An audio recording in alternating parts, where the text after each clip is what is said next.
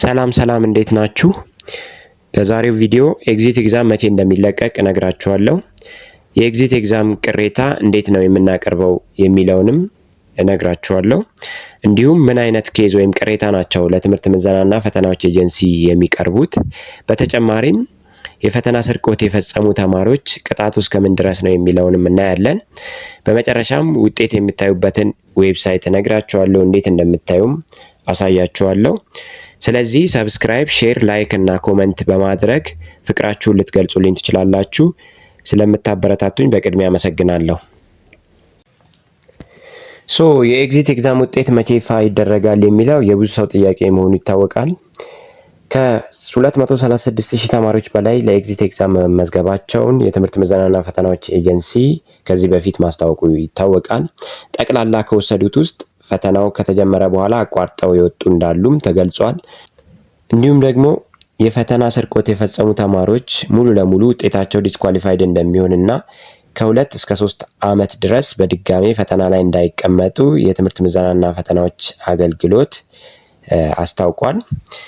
ስለዚህ ፈተና ስርቆት ወይም ደግሞ ስርቆት ስንል ጀስት ኮመን ኔሙ ቺቲንግ የምንለው ሆኖ ነገር ግን በሰው ያስፈተናችሁ፣ ሌላ ስልክ ይዛችሁ የገባችሁ፣ የተለያዩ የቺቲንግ ስታይሎችን የተጠቀማችሁ ማለታችን ነው። ስለዚህ እናንተ ጀስት ከ2 እስከ 3 ዓመት ድረስ ቅጣት ሊጠብቃችሁ ይችላል። ስለዚህ ይህንን መጠበቅ አለባችሁ ማለት ነው።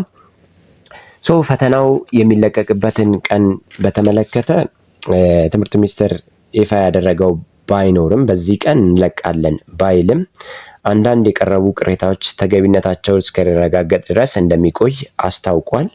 አሁንም በፈተና ጥያቄ እንዲሁም በኤግዚት ኤግዛም ላይ በገጠሟችሁ ችግሮች ዙሪያ ቅሬታ ማቅረብ እንደምትችሉም አሳውቋል። ቅሬታ የምታቀርቡት አንድም በተቋማችሁ በኩል ለምሳሌ የግል ተቋማት ከሆኑ በግል ተቋማቱ በኩል እንጂ በፈተና ሴንተር በኩል አይደለም የምታቀርቡት።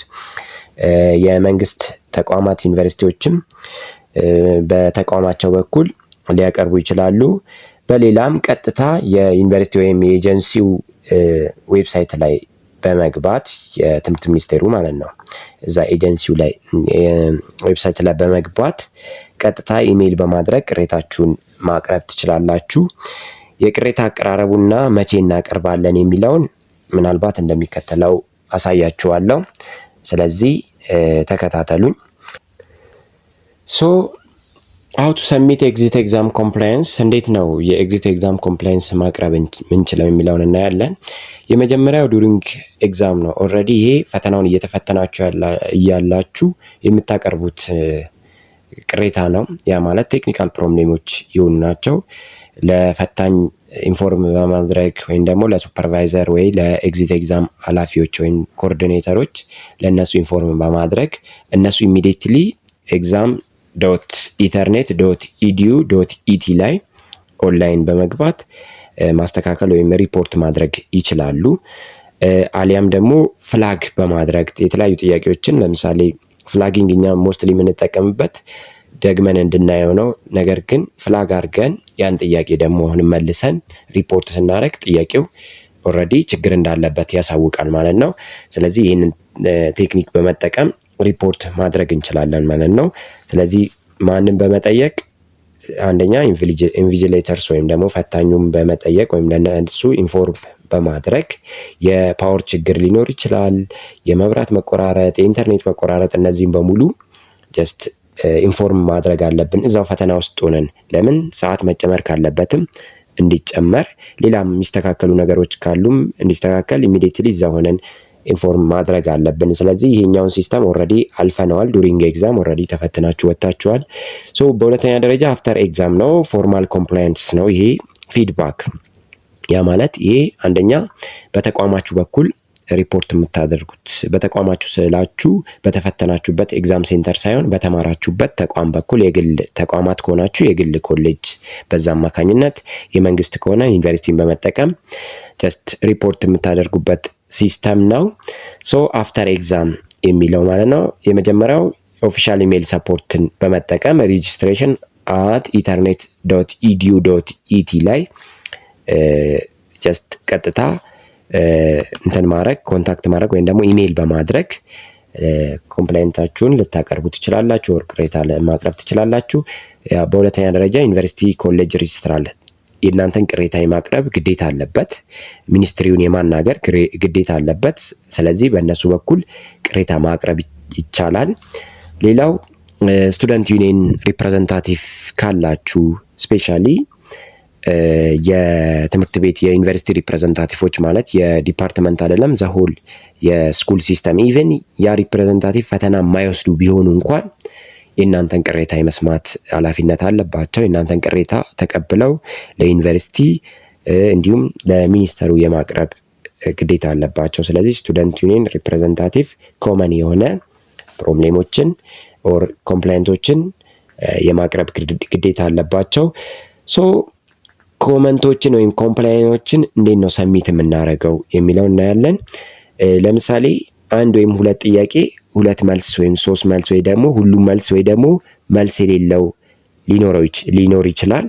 ነገር ግን እኛ ስናቀርብ ቅሬታችንን ስናቀርብ ቀጥታ ጥያቄውን ቁጥር እኔ እንደዚህ የተባልኩት በእናንተ ኮድ ይሄ ጥያቄ ኩዌሽን ነምበር 5 ፎር ኤግዛምፕል ኩዌሽን ነምበር 5 ኢን ነርሲንግ ኤግዛም ሃር ቱ ኮሬክት አንሰር ሶ እንደዚህ ብላችሁ ጥያቄ ቁጥሩን ስፔሲፊክ አድርጋችሁ ገልጻችሁ ነው እንጂ ይሄ የዘንድሮ ኤግዚት ኤግዛም እንደዚህ ያለው ብትሉ አሁን ጀስት ውሃ ያነሳም ምንም ስሜታችሁን ብቻ ነው እንጂ እንትን ያላችሁት እውነትነቱ ራሱ በጣም ያጠራጥራል። ስለዚህ ጥያቄ ቁጥር ጠቅሳችሁ ይሄ ጥያቄ ችግር አለው እንዲታይልን እንፈልጋለን ብላችሁ ሪፖርት ማድረግ ትችላላችሁ። ጀስት ለምን 49 አምጥታችሁ ብትወድቁስ? ስለዚህ ይሄ ጥያቄ ቢስተካከል 50 አለፋችሁ ማለት ነው። ስለዚህ አይሁን ለኔ ብቻ ነው እንዴት ተሳሳተው ምናምን የሚል እንትን ባይኖራችሁ ጥሩ ነው። ምክንያቱም አንድ ሰው 49 አምጥቶ ለአንድ ነጥብ ሲወድቅ በጣም ያሳዝናል። እቺ ጥያቄ ብትስተካከል ግን ጀስት 50 የማምጣት ፕሮባቢሊቲው ሃይ ነው። ስለዚህ እኔ አያገባኝም የሚባል ነገር አያስፈልግም። ትክክለኛ ጥያቄውን አዌር አድርጋችሁ ከሆነ አንደርስታንድ አድርጋችሁት ከሆነ የማቅረብ መብት አላችሁ። ሌላንም ተማሪ ሴፍ ታደርጋላችሁ ማለት ነው። ስለዚህ ሌላው ኤቪደንስ ግድ ይለዋል። ጀስት የጥያቄው ኢረር ከሆነ ያው ዊዝ ኤቪደንስ ነው እንጂ ከኤቪደንስ ውጪ ስላጣችሁት የጥያቄ ይታይልን የሚባል ነገር የለም። ለምን ኤቪደንስ ያስፈልጋል ለሁሉም ነገር ማለት ነው። ሌላው ፔናልቲስ ኦፍ ኤግዚት ኤግዛም ስትወስዱ ምን አይነት ፔናልቲዎችን ልትወስዱ ትችላላችሁ የሚለው አንደኛ ኢንቫሊዴሽን ኦፍ ሪዛልት አለ።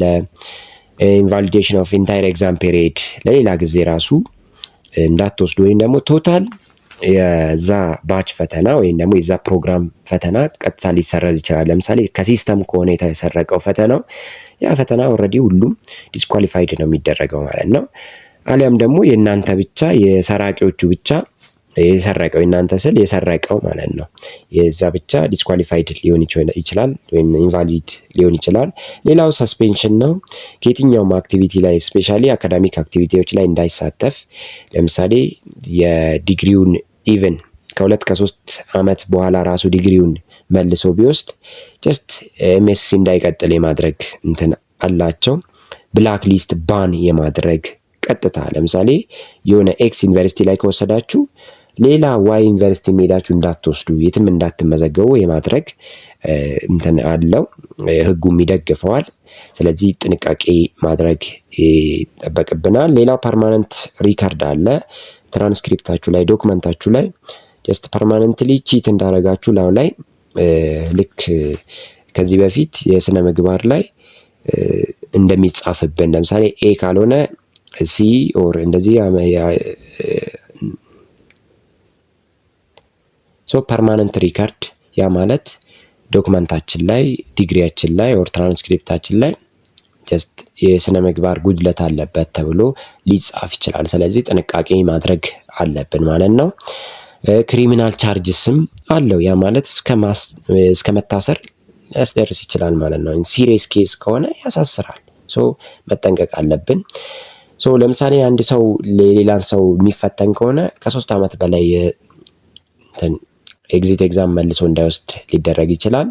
እንዲሁም በህግም ሊጠየቅ ይችላል። ሌላው አንአውቶራይዝድ ዲቫይስ ያልተፈቀደላቸው ማቴሪያሎችን ይዞ በመግባት ለምሳሌ ስልኮችን፣ ስማርት ዎቾችን ይዞ ከገባ አሁንም እስከ 3 ዓመት ኤግዚት ኤግዛም ደግሞ እንዳይወስድ ይደረጋል። ያ ማለት እንደው ምናልባት እናንተ ይህን ነገር ስትሰሙ እንዴ እነዚህ ክላስ እኮ እንደዚህ ሰርተዋል ልትሉ ትችላላችሁ። ይሄ ዊዝ ኤቪደንስ ለትምህርት ሚኒስቴር ሪፖርቱ ስላልደረሰ ሊሆን ይችላል። ግን ከደረሰ ኦልሬዲ እንደዚህ አይነት ቅጣት ነው የሚጠብቀው ማለት ነው። ሌላው ለምሳሌ ኖት እነዚህ አጤራ ምናምን ይዞ ከገባ ዲስኳሊፋይድ ሊሆን ይችላል። ህጉን ነው የምላችሁ። ግን ደግሞ ኔክስት ሊወስድ ይችላል ፈተናውን መልሶ ኔክስት ይር ይወስዳል። 3 ዓመት ላይቀጣ ይችላል ነው። ከሌሎች አሁንም ኮፒ የሚያደርግ ከሆነ ዲስኳሊፋይድ ነው። ኔክስት ይር ደግሞ ሊወስድ ይችላል ማለት ነው። ሶ ሪዛልት የምታዩበት ሊንክ ይህን ይመስላል። ጀስት http://eap.ethernet.edu.et ወይም ደግሞ result.ethernet.edu.et ላይ ማየት ትችላላችሁ። ስለዚህ ሪዛልታችሁን በዚህ ወይ ታገኛላችሁ። ዜን ኤግዚት ኤግዛም አለ፣ ሌሎችም ኤግዛም ታይፖች አሉ። ግን እኛ አሁን ላይ የሚመለከተን ኤግዚት ኤግዛም ስለሆነ ኢን ክሊክ በማድረግ ጀስት እንትን ማድረግ ትችላላችሁ። ሳይቱ ላይ መግባት ትችላላችሁ። ዜን ይህን ክሊክ ካረጋችሁ በኋላ የምታገኙት እንደዛ ዩዘር ኔም የምታስገቡበት አለ። ዜን ቪው ሪዛልት ስትሉ በቀላሉ ማግኘት ትችላላችሁ ማለት ነው። ስለዚህ በዚህ ወይ ሪዛልታችሁን ታያላችሁ። ሪዛልታችሁ የሚለቀቅበት ቀን ኤግዛክትሊ ትምህርት ሚኒስቴር እንዲህ ነው አላለም። ነገር ግን ቅሬታዎችን አይቼ የተለያዩ ቅሬታዎችን ይሄ ጥያቄ ይታየልን የሚባል ከተለያየ ተቋማት ሊመጣ ይችላል። ከተለያዩ ዩኒቨርሲቲዎች ሊመጣ ይችላል። እነሱ ታይተው ድጋሜ ሁሉም 100ም ጥያቄ ሊታይ ይችላል። የመታየት ፕሮባቢሊቲ ሊኖረው ይችላል።